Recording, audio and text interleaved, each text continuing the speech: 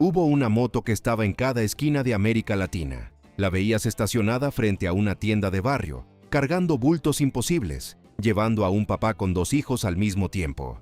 No necesitabas leer el tanque para saber cuál era. Bastaba con verla pasar, con escuchar ese motor sencillo abriéndose paso entre el tráfico de cualquier ciudad mexicana, colombiana o centroamericana. Esa moto se llamaba Italika FT125. Y sin embargo, en algún momento, empezó a desaparecer de las vitrinas. Los concesionarios que antes la exhibían en primera fila comenzaron a moverla hacia atrás. Los compradores que antes la pedían por nombre, ahora preguntaban por otros modelos. Hoy, encontrar una FT125 nueva es cada vez más raro. Si era tan querida, ¿por qué empezó a esfumarse? La razón por la que esto ocurrió dice mucho más sobre la economía de América Latina que sobre la moto misma. Habla de cómo cambia un continente entero cuando cambia el bolsillo de su gente. Habla de aspiración, de necesidad y de una industria que aprendió a leer el alma de sus clientes antes que cualquier otra cosa. Para entender esto, hay que ir al origen. Italika nació en México a comienzos de los años 2000, de la mano de un gigante comercial llamado Electra. No era una marca con herencia japonesa ni con décadas de carreras y trofeos. Era, en esencia, una respuesta comercial a una pregunta sencilla. ¿Cómo le vendes movilidad a alguien que nunca pensó que podría tener una moto propia? Electra ya sabía vender televisores y refrigeradores a crédito en cada rincón del país. Solo faltaba aplicar esa misma fórmula a 2 ruedas. Lo que en ese momento parecía una apuesta arriesgada, terminó convirtiéndose en una revolución silenciosa. Italika no llegó prometiendo velocidad ni diseño europeo.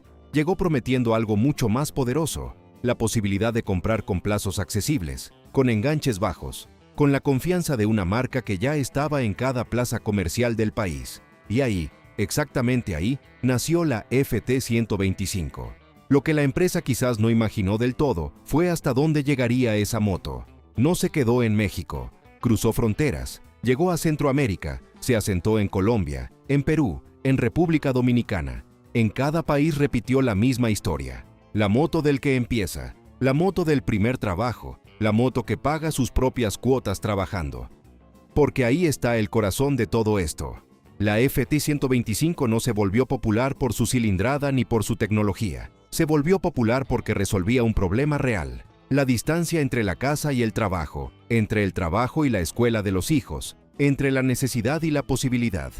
Para muchas familias latinoamericanas, fue la primera moto que tuvieron en la vida. No la soñada, no la de revista, la real, la que sí llegó a la casa. Detrás de cada FT125 hay una historia parecida. Un padre que la usó para repartir tortillas antes del amanecer. Un joven que la convirtió en su primera herramienta de trabajo como domiciliario. Una madre que aprendió a manejarla para no depender del transporte público que nunca llegaba a tiempo. Mecánicos de barrio que la conocían de memoria, que podían arreglarla con piezas conseguidas en cualquier esquina, sin necesidad de un taller especializado ni de herramientas costosas.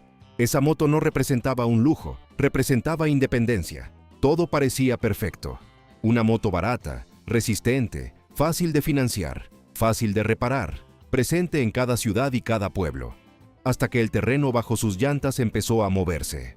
Porque el mercado latinoamericano de motos cambió, y cambió rápido.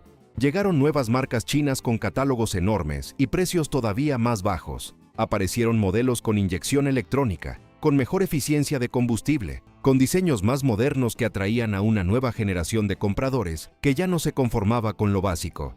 Las exigencias de emisiones se volvieron más estrictas en varios países, empujando a fabricantes a actualizar tecnologías que la FT125, en su forma más tradicional, no siempre podía sostener, sin perder lo que la hacía asequible.